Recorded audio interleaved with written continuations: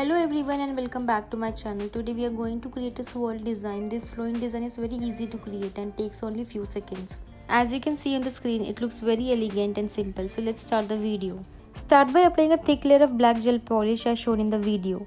Since we won't be applying a second layer, make sure the first layer is thick. Apply it evenly but do not cure it yet. We are going to create the design before curing it.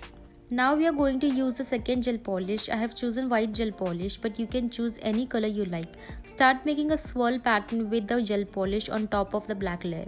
As you can see in the video, it's okay if the swirl varies in thickness. It adds the attractiveness of the design. Don't worry if the polish seems to be thick in some area. This is a simple way to create beautiful nail art. Using a toothpick, create a line in the middle of the swirl. Then on the wave of the swirl, create another line to give it a wave effect. This simple technique adds depth and details to your design. Now cure your nails under UV light for 30 seconds to let them dry. After that, apply top shiny coat all over the nail to seal the nail art and give it extra shine. Then cure it again under UV light for another 30 seconds to set it in place.